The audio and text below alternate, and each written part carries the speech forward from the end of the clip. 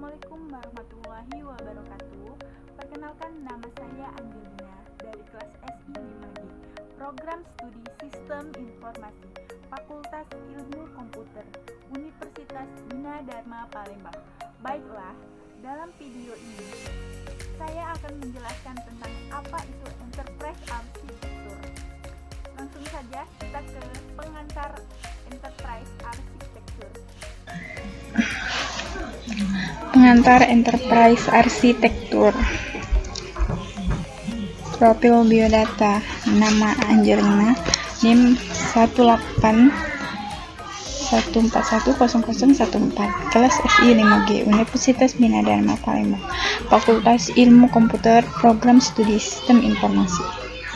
Dalam video ini ada 4 poin yang akan kita bahas. Yang pertama, konsep arsitektur enterprise. 2. Proses arsitektur. 3. Faktor pendorong arsitektur enterprise. 4. Metode dan framework arsitektur enterprise.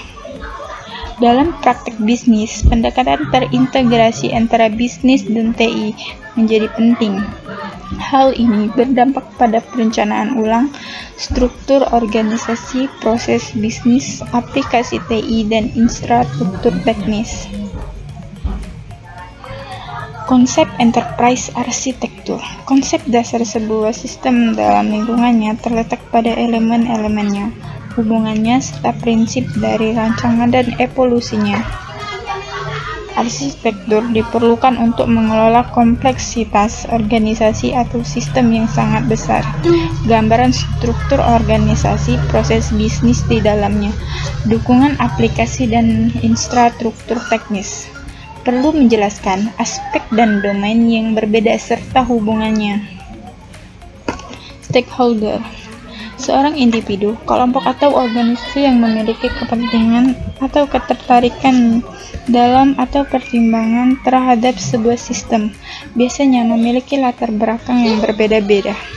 Seorang arsitektur perlu untuk mendiskusikan arsitektur dengan para stakeholder, kemudian menjelaskan arsitektur serta dampaknya kepada semua stakeholder yang terlibat. Disiplin ilmu enterprise engineering. Satu kesatuan sistem yang dirancang dengan tujuan tertentu yang dapat diadaptasi dan dirancang ulang secara sistematis dan terkendali. Definisi menurut The Open Group 2011. Enterprise, kumpulan organisasi yang memiliki tujuan yang sama dan atau produk akhir yang sama. Catatan. Enterprise arsitektur mencakup inti-inti dari bisnis, TI dan evolusinya. Tanpa arsitektur yang bagus, akan sulit untuk mencapai kesuksesan bisnis. Karakteristik paling penting dari sebuah enterprise arsitektur adalah menyediakan pandangan menyeluruh dari sebuah enterprise.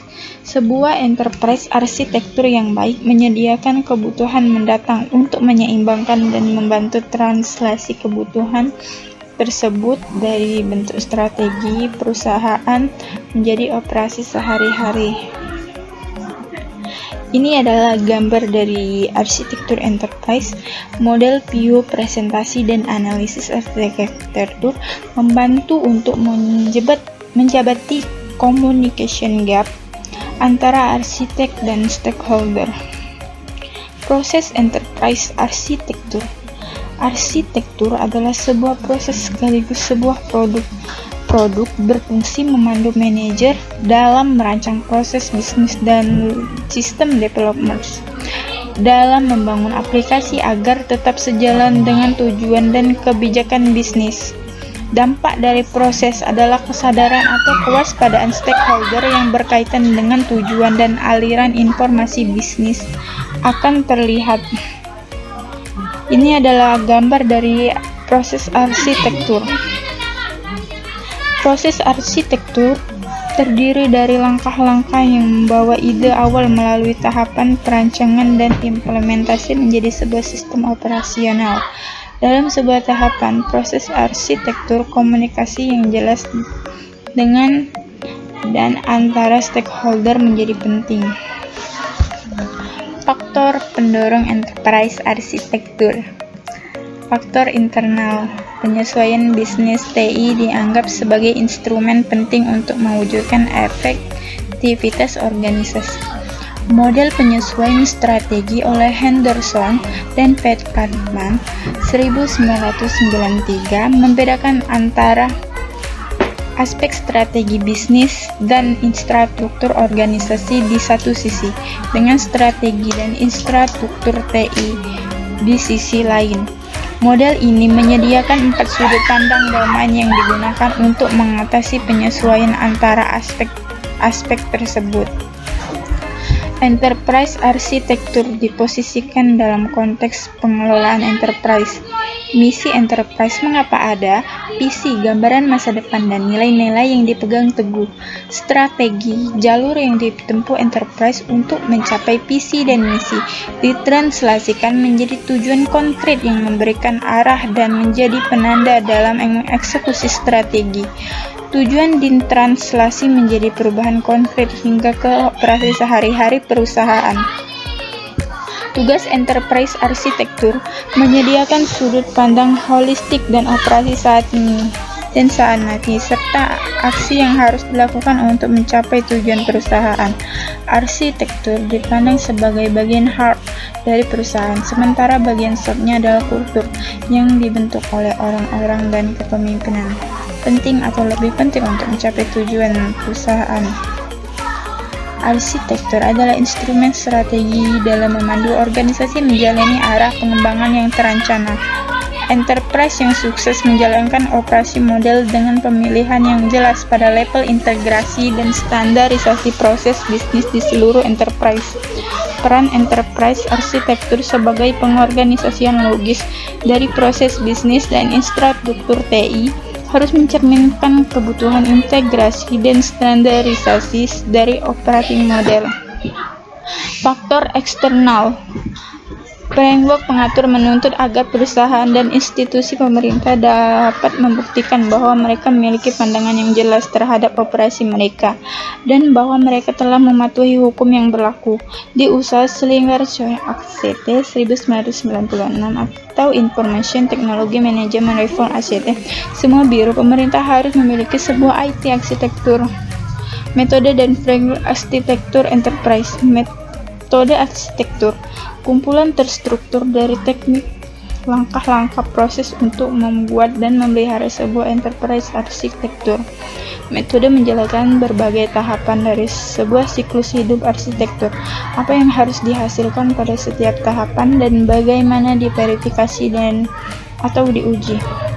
Contoh, arsitektur development method ADM dari TOGAP dikembangkan oleh The Open Group, menyediakan tahapan detail dan jelas untuk mengembangkan sebuah IT arsitektur dan enterprise arsitektur. Standar IEEE 1471 sampai 2000, ISO IEC 42010, IEEE Computer Society menyetujui standar IEEE 1471 sampai 2000, IEEE Computer Society 2000 yang membangun sebuah dasar teoritis yang kuat untuk definisi, analisis, dan deskriptif dari sistem arsitektur. Fokus utama pada sistem yang bersifat software, insentif seperti sistem informasi, sistem embedded, dan sistem komposit dalam konteks komputasi. Judgment Framework. Tahun 1987, Chapman perkenalkan framework enterprise arsitektur yang pertama dan terkenal yang saat ini dikenal sebagai framework for information system architecture. Framework untuk enterprise, sebuah struktur logis untuk mengklarifikasi dan mengorganisasi representasi deskriptif dari sebuah enterprise yang penting bagi manajemen enterprise dan pengembangan sistem enterprise. Baiklah, mungkin itu saja yang dapat saya sampaikan.